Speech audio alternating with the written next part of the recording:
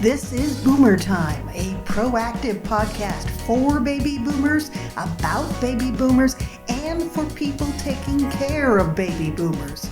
If that sounds like you, then you're in the right place. I'm Nancy Kogar, an elder law attorney and aging advocate, and this podcast was made just for you. Remember, though, the things we discuss here are not intended to be legal advice, and no attorney-client relationship is established by this podcast.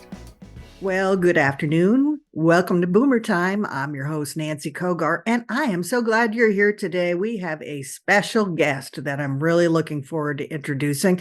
And this, of course, this podcast is all about issues that come up as we age. And as you know, I'm an estate planner and elder law attorney, and I see a wide range of issues in my practice.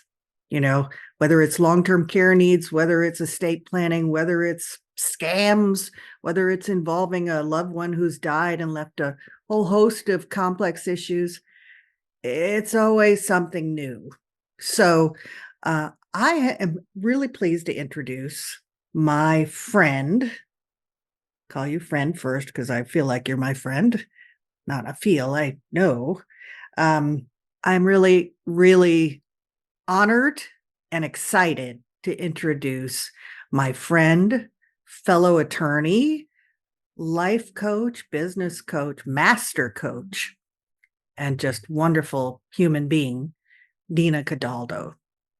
Dina, thank you so much for being on Boomer Time. And that was a beautiful introduction. Thanks, Nancy. That was so sweet. It's true. It's all true. So, you and I have known each other for 4 years now, and that's hard to believe, isn't it? Mm-hmm. And we've known each other for 4 years now, and that's hard to believe, but it's been a great adventure. Yeah. I know it has been for me. And you have made a huge impact in my life for the better. You know, we always have to qualify those things as lawyers. It could go either way, right? And I mean that both personally and professionally. So you've walked the walk. You've been a caregiver of your loved ones, and I want to talk about that a little bit. But the real reason why I wanted to have you on today was because I think that the work that we do can really help a lot of people who find themselves either in the position of caring for an aging adult parent or, are struggling with issues on their own. And it's all about something that may sound strange to them, but it's called mindset work. Mm-hmm. Yeah. What does that mean? Yeah, mindset work. So this is a concept that was foreign to me too. So if, you're listening to this and you've never heard of mindset, or maybe you just kind of have a passing background, you've heard the word, it's really about how we interpret the world. And when we go through the world, our brain just believes everything and it reports everything to us like it's the news. So we might hear our brain saying like, wow, that guy's such a jerk, or wow, that person's so nice, or that guy cut me off. I mean, he's so inconsiderate, or this person must be disrespectful of me. Like this person is not respecting me, or I'm lazy. I mean, all of these things that we say to ourselves, either about ourselves, about other people, or about the way the world is, this is fair, this isn't fair. All of these different things our brain says, they're interpretations, but our brain doesn't see them as an option. It just thinks they're truth. And so we listen to our brain all day long telling us things, and oftentimes they're horrible things. And and if you don't have what you want in your life, the way you want to feel, the way you want to be in your world. For me, it was procrastination, right? Like I saw myself procrastinating on things, and I just kept doing the same things over and over, not realizing, oh, it has to do with the way I'm seeing the world. I just thought I was lazy and not working hard enough. Right. And so our brains have these interpretations, and we don't even realize that we have power over those interpretations until we get introduced of the concept of mindset work or thought work. And then we start to recognize all those things that we say to ourselves that they're optional and that most of them aren't even true. Yeah. And But talk about blowing your mind. Mhm.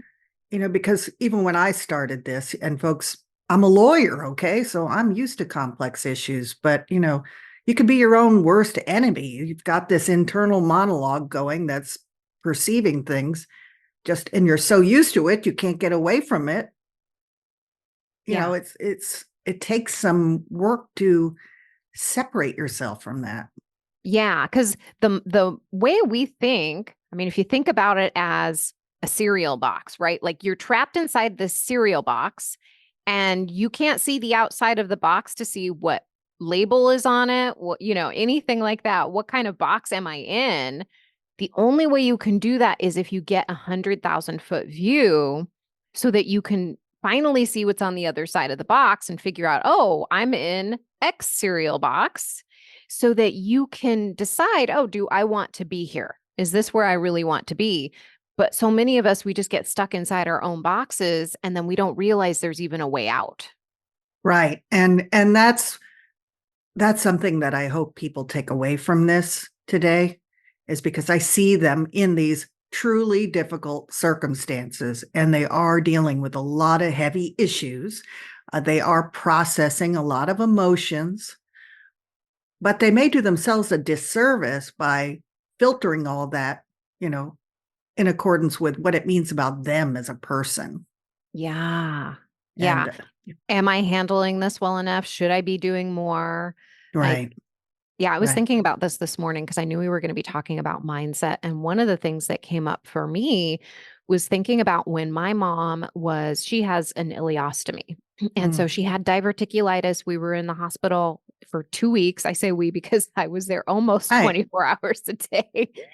But she had her small intestine, so now she has digestive issues and she can only have she has to have a bag so that she can have, her regular movements, right? Mm-hmm. So when she first got out of the hospital, of course, she was disoriented. She'd been on medication for weeks. She had this entirely new lifestyle she was getting used to, and I was getting used to. And I became in charge of changing the bag, making sure that everything was okay with her and all of that. And so I noticed over the weeks, because we'd be waking up in the middle of the night to do this because there was just so much irregularity and so much to get used to. And I was in charge of changing the bag, even if it's 2 in the Mm-hmm. morning. Okay, time to get up, whatever time it was. And I got to a point where I was like, this is not sustainable for me. There's got Mm. to be another way. And I could have gone two ways about it. And this is where the mindset comes in. I could have gone in the way of, oh my God, this is horrible and it's going to be like this forever. Right. And oh my God, this is just the worst. How could this happen? And, I could have gone into poor me and all of that. Mm-hmm. Right. Mm-hmm. But what I did was I said, okay, this is not sustainable. How can I change this? What can I do to make this the way I need it to be so that I can do my work, so that I can continue to do what I know I need to do and she's taken care of. And so at that point, I changed into, okay, now I need to become the teacher. I need to show her how she can do this on her own. And it's not hard. I mean, it's not easy. I Right. mean, it's not easy to like try to do this bag thing on your own. Like, I'm so impressed with her now because she's totally got it down. But it takes mirrors, it takes like trying to figure out where things go, all this stuff Mm. to try to get this on just right. And it was just like, okay, mom, this is what I'm going to need you to do because I can't continue to do this. And so I would slowly say, okay, how about you try this? How about you try this? And we started working together to problem solve on it.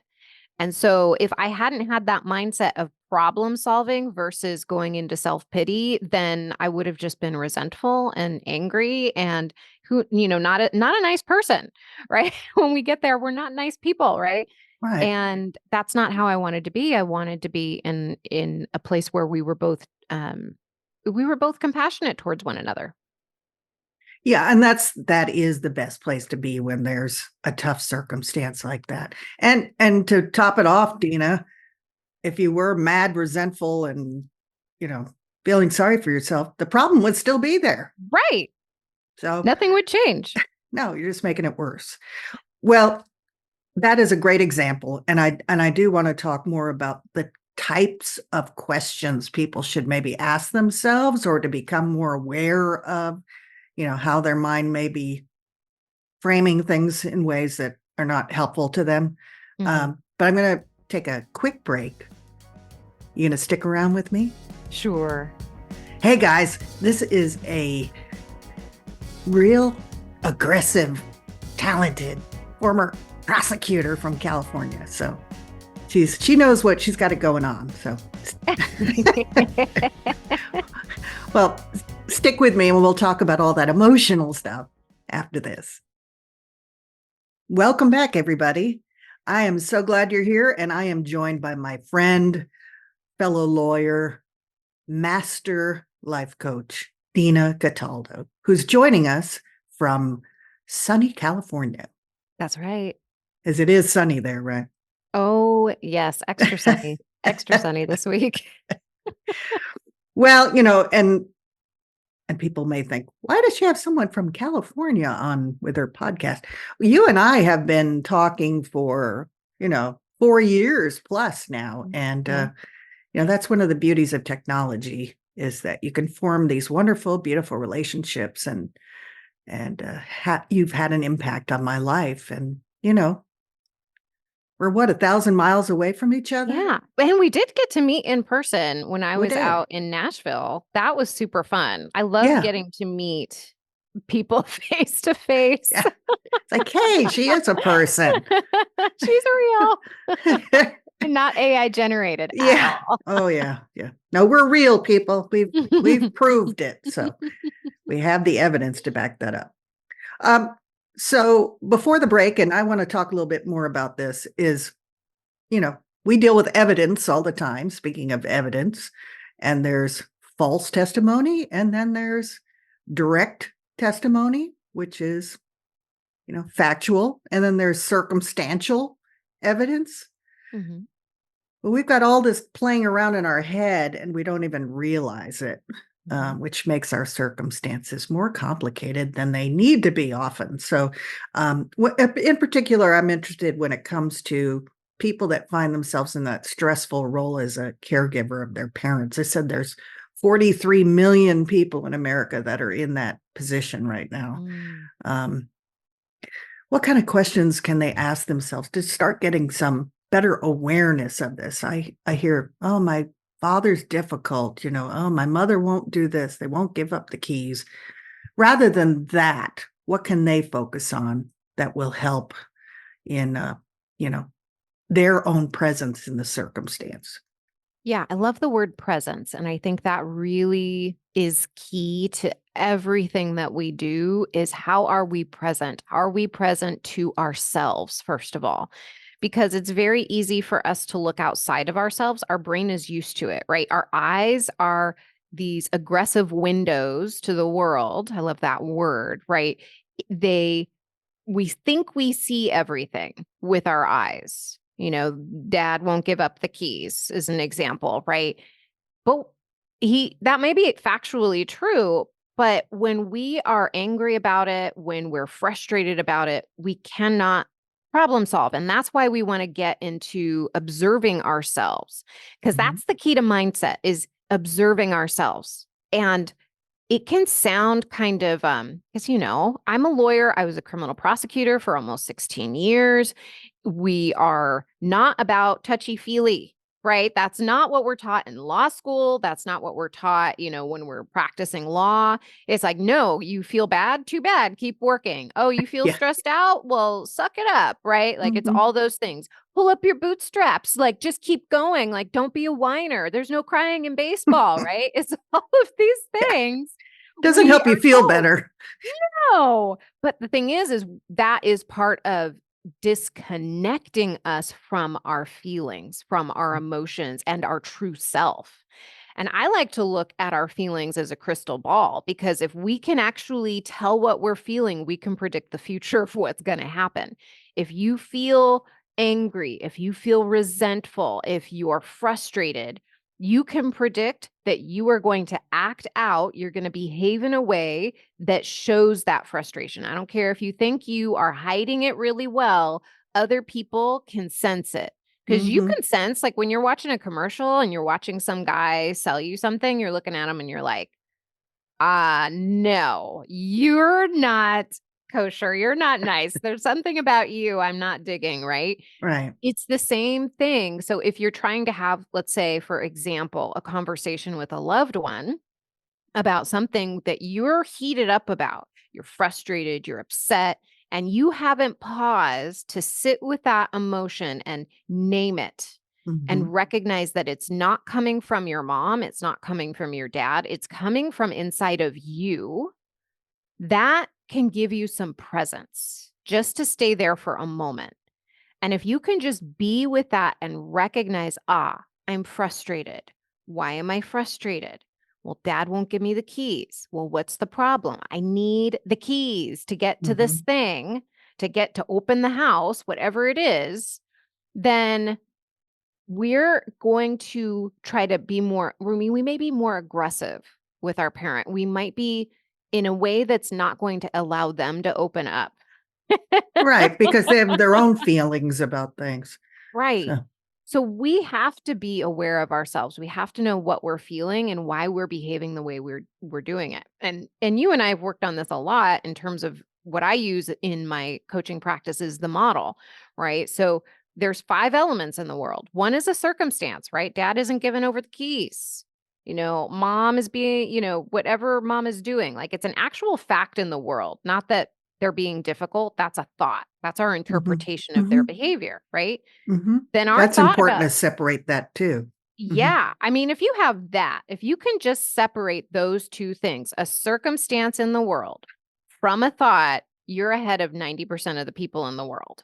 Because most people just believe mom is difficult Yeah. and that it's a fact. And then there's no answer to this, there's no solution. And then you're just dead in the water at that point. But if you can actually get to the point to say, okay, why do I think mom is being difficult? Well, she's not doing this specific act, right? She's not telling me exactly what I need her to tell me. Then I can get into the next layer for myself and I can say, okay, well, what do I think she needs? Like, why isn't she? And I will tell you, most of the time in my life, I have found that when I can get in my compassionate self and I can have compassion for what the other person is going through because I can now think about things from their perspective. I don't even need to think about everything else. I just need to be compassionate. And then I can have a conversation and then I can figure out a solution. Even if maybe they won't give over the keys, maybe there's another solution. But Yeah, I, that's I can't huge. get there out of frustration. No, it's huge. And you've been there too. I mentioned that early on, but you've been there and I've been there. Hmm. And we're still there Yeah. caring for aging parents. So you know what it's like. Yeah. Yeah. I should finish that sentence that I said though, so Sure. that nobody's left hanging. Yeah. But we've talked about them all basically, but Oh, yeah, there's yeah. 5 elements in the world, right? Circumstances, which are specific facts, thoughts, the interpretations that we have of those facts, and every time we have a thought, it's going to generate a feeling in our body, right? Mm-hmm. There's actually chemicals that are coming through our body creating that emotion, and we always take action from that emotion. So, like Mm-hmm. I said, frustration begets frustrated actions, compassion begets compassionate actions. And the result that we get in our life, the result that we have in those relationships is always going to be a result of those actions that we take. Well, and I'm glad you went back to complete that because it's being present too in that time. There's so many things we just do instinctually, you know. We can be halfway down the road and not even realize it. Take time to think about, okay, what's going on here? Mhm. And it's And hard, right? yeah. Because Mm-hmm. if you're actively dealing with somebody who is, going in and out of a hospital, that Mm-hmm. maybe they have dementia, maybe, there's different things that can be very triggering for us. And of course, we're dealing with a parent and there may be other issues there, right? Right. Because we've had issues over the years Oh, being yeah. brought up by them. So we're also in a heightened state of emotion just by the fact that we are in these situations where people are sick in the hospital, you're around a lot of people who have a lot of negative energy, right? They're not feeling good. They're, going through their own thing. And Sure. then we've got our own emotions. They may be mixed emotions about the people that we're caring for, right? So we're already in that place where it could be so easy not to be present, and we want to not be present. Our brain doesn't want to feel the emotions that are negative. Right. So I've we been there. Yeah. Right? So then our brain compensates by doing things that are negative towards us. Maybe we sleep more, right? So we're not as productive. Maybe we eat more or drink more or have some other kind of unhealthy behavior because it's our attempt to numb out of the feeling. And so it's up to us though to say, I need to be present with my feelings. I need to allow myself to just sit and cry. I need to allow myself to sit and just be with myself and give myself some love and compassion because it's not easy, when you're with somebody who might be, bringing up a lot of emotions from childhood, right? Or, you're going back and forth to the hospital and you are maybe missing appointments or there's something else going on in your life too, because your Yeah. life doesn't stop. No. And it's so important to just stay and ask ourselves, what do you need? This is the most important question, I Hmm. think, is always Hmm. asking ourselves, what do I need? Right. And giving it to ourselves. Like when my Right. mom was in the hospital, when my mom was in the hospital, I was like, "What do I need?" Because I was like, I was a wreck, right?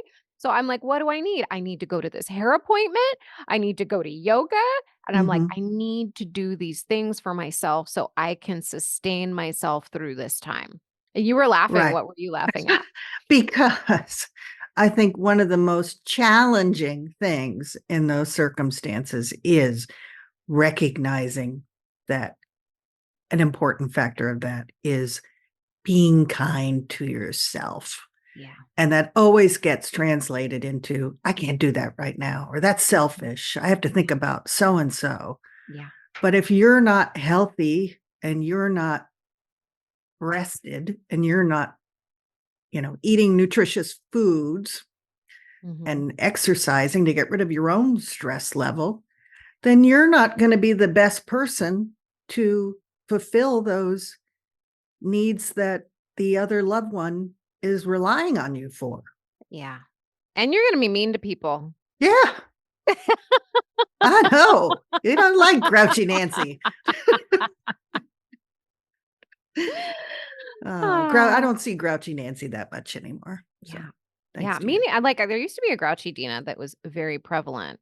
And Mm, so that did take sustained effort, like to just observe and watch how I felt and watch how I was behaving and not judge myself for how I was behaving or how I was feeling. And that self-judgment blocks us from changing anything. So, getting rid of that self-judgment, that beating yourself up for maybe not being there as much as you want to, or all of that, those kinds of things that really helps. It helps make everything easier. hmm and when I'm talking about caregiving, specifically and what I'm doing with elder law, there's a real danger of burnout.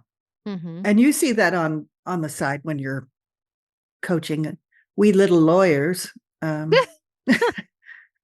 it's destined to happen if you don't practice some of these things. Yeah. That's the crystal ball effect. That's what I call it anyway. It's the crystal ball effect. If you're noticing that you are running on fumes, right? You can it's a crystal ball. You can see, burnout is right Mm-hmm. here. Or if you're constantly frustrated or resentful or overwhelmed or angry, it's a crystal ball. You could see, burnout, right? But if you pause and you sit and you just have compassion for yourself and say, yeah, like this is not easy. I'm trying to balance these things and I am doing a good job in these areas. Really acknowledge yourself for those things. God, this would have been totally foreign like 10 years ago for me to do these kinds of things. But when we start acknowledging those things, we start to tampen down the resentment. We start to tamp down the anger. And then the crystal ball starts pointing to, you're feeling Mm-hmm. better. Mm-hmm. Yeah. Yeah. And it's not really about, you. It's about you in the world and being you the best you Yeah. to serve others, Yeah. Yeah. you know? I'm going to take another little quick break. And when we come back, want to make sure that you are able to tell people how to get in touch with you and kind of talk a little bit more about what you do and maybe talk about the hard task of asking for help. Yeah. Yeah, that's a doozy. Mm-hmm. All right. We will be right back, people. I am really enjoying this with Dina, and we'll have more after this.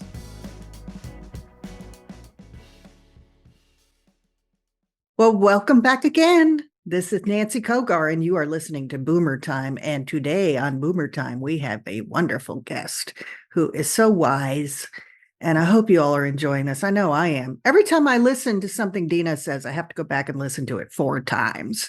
So, one thing we haven't talked about is that in addition to what you do as a coach, you also have a podcast. Can you tell me a little bit about that?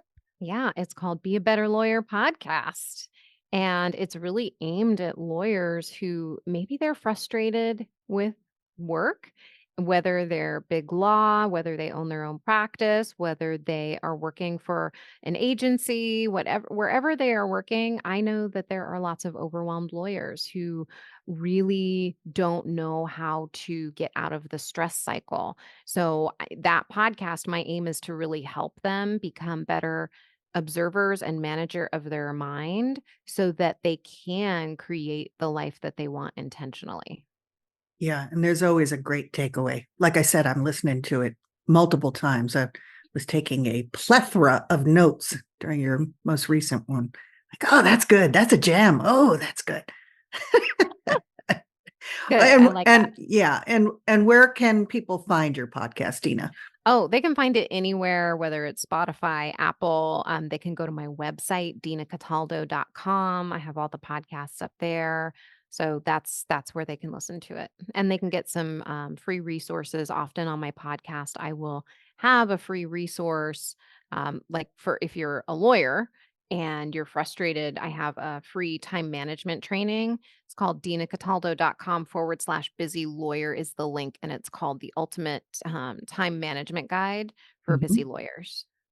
I've done that. Yeah. It works. All right, people, you lawyer friends out there that are listening to this, I know you're listening. So you need the help and it will help. So let's talk about help. Why is it so difficult for people to ask for help? Yeah, I mean, I can speak for myself. I was really raised to be somebody who was entirely self-sufficient. In fact, that was my dad's goal, which was beautiful in the sense that it really required me to do things that were uncomfortable, but they did not teach me how to ask for help. Like, And thanks. so so when, and then we have this, at least in the legal profession, and this is likely true for a lot of people, is that asking for help is almost like a sign of weakness to our Yeah, brains. Like somehow we're not good enough, we're somehow deficient. Other people are going to believe that we don't know anything and that right. there's something wrong with us if we ask for help. The odd thing is that if we don't ask for help, then we are deficient and we are not doing what we need to be doing. So So true. yeah. And when you mentioned this, what came to mind immediately was when I first started learning to ask for help. So I was 29 years old and I was diagnosed with breast cancer. I Mm, was a few years into my trial career, so that was the time when you're trying to prove, how good you are and that you're better than other people. And it's just so strange how we oh think, yeah. right? But that we're worthy of being the attorney, right? We're worthy of being in the office. And so it got to the point where, okay, I needed to do chemotherapy. I needed to go to surgery first. And I was like, well, I need to ride from surgery. Like that, it was that simple. It was just like, I need a ride from surgery. Mm, And I had to ask for help. It was one of the most uncomfortable things I'd ever done, but I wow. needed a ride. So and it was at that point that I realized I didn't have a lot of close friends. Like, I also realized, like, wow, I have friends, but I don't know how close they are. So I Mhm. asked one person, for to drive me back from the surgery, and then I asked another girlfriend who we basically just met within the last 6 months, but I was like, I'm gonna ask her. So Mm. I asked her to take me to chemo appointments because I couldn't drive home from chemo either. So, the funny thing about that is I learned a really beautiful lesson when I did that because about a year after that, 2 years after that, I was talking to the same girlfriend, and she said, I don't know that we would have been as good of friends if we hadn't, if I hadn't taken you to chemo because and you asked for help and I got to see there and I got to be there with you through that, and it really brought I felt like it really brought us together. And I also this is what she said, it's like, I feel like, I feel like we're truly friends when somebody asks me for help because Mm. then I can be there for them. It's like they're showing vulnerability and then I'm more willing to be vulnerable with them and ask them for help. And it's like this beautiful bond that's created when we ask for help, and I'd never thought of it that way. It was that she couldn't be a friend unless I asked for help is what it came down to, right? And our friends can't be friends to us if we don't ask for help. And I just thought that it was a beautiful lesson for me. That is beautiful. And, and it's in those relationships when we open up, when we make ourselves vulnerable that you really experience those special things with people that you might not have otherwise, just like you're talking about. And that's a part of, going back to my practice and boomer time is one of the reasons I do what I do is because I know people need help. And sometimes they don't know where to start, but they Right. need to ask for it. And I've developed so many beautiful relationships with clients over the years who are really going through challenging times. But, if it weren't for them asking for help, I wouldn't have had the opportunity to come alongside them, you know? Yeah. Like you said, you know, that's what life is all about. Yeah, it really is. It Yeah. really is. I mean, I think we are here to help each other. And we cannot do that when we're closed off and we think we need to do things on our own or we should be able to figure it out on our own. We really are meant to have these relationships with each other. And I think we know that more now than ever after being separated during the pandemic. I think we Mm. know that these bonds are essential for our well being, for our ability to grow, for our ability to take care of ourselves and the people that we love. Like, we've got to ask for help. Yeah. Uh, totally agree. We're wrapping up our time here, which is sad for me because you and I could talk. Oh, we could talk forever. And I feel like, when you were in high school and we used to have the phone and like talk to our friend for 3 hours on the phone, my mother would finally say, "Get off the phone. I need to use the phone." You have to do emergency Because there was one breakthrough. line. Yeah, yeah. Like, why is that number always so busy over there? Because they're stupid teenage girls on the phone talking about nothingness. Ah, yes. So, but hey, I loved that experience. So wouldn't Mhm. take it back for anything. Um, as we close out here, I like to offer some encouragement to people because this is tough stuff. Um, and one of the things that you and I talked about uh, is which really can help frame someone's day and change their day is what are you thinking about when you wake up? Yeah. Right? Yeah. I actually have a practice. So my practice, because when I wake up, I don't know about you, but when I wake up, my brain wants to go in 50 different directions at Oh, once. yeah. It's already like zoom, zoom, zoom, zoom, zoom. So I consciously say, okay, hold on, come here. So I bring my attention to my heart. And if you're not, watching the video, my hands are coming to my heart. That's one way to bring your attention to your heart. Our heart is so powerful and in so many different ways. Not only does it keep the blood pumping through our body, but it also has so many energetic meanings. Like if you go through history, the heart is sacred in every single ancient civilization. And so this is a little bit maybe different than what we usually talk about or what we talked about here, but I bring my attention to my heart and then I honor all of the elements, all of the things I get to experience. So I honor the earth for nourishing me. I honor water for bringing life to me because our bodies are mostly water. Mhm. I thank the sun for warming me and for, working together, speaking about asking for help, right? Like really working together to bring life to me and this body. And I sit there and I have gratitude. Mhm. And so even if I can't get the gratitude to well up and like feel, because gratitude is something that can like make you tear up when it really courses through your body. But even if I can just get to that place where I can say, thank you. Thank you Mm. for another morning. Thank you for Mhm. another opportunity. If I can just get there, then it's like, let's go. Yeah, before jumping out of bed. I know that here in Tennessee, we have a lot of songbirds. So I don't know if you have those Mhm. in Oh, yeah. California, Well, we got birds here in California. Yeah, like we do. cuckoo birds.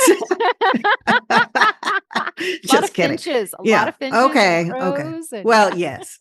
So You have those way out there in Tennessee? yeah, we don't have shoes, but we have birds.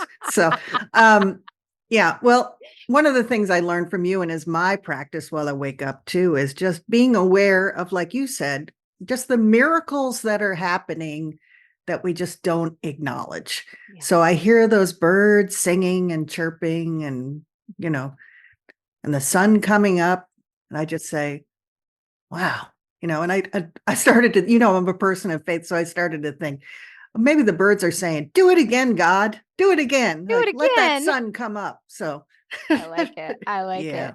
yeah. So it is. Life can just pass you by so quickly. So I think it's important, just from a standpoint of your own quality of life, to take time, take time for those things. Yeah. It's be Even, it's a it's beautiful when you do. It yeah, really is. It becomes a yeah, different life. yeah. Well, you've made my life different, and I'm so thankful for it.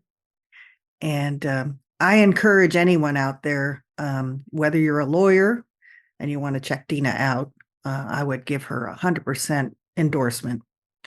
But if you're a caregiver or an older person that's just looking for some clarity or some peace in your life, I think the things that we've talked about here today are really important in finding that. So, anything you would like to add, Ms. Cataldo, before we conclude our time together? One thing that I would like to close out with is just to let anyone listening to this know that everything's going to be okay. Mm, Like, and just to remind yourself, everything will always be okay. Everything has always been okay. And then just keep going because you're doing a great job. yeah, part of a wonderful dance. Yeah.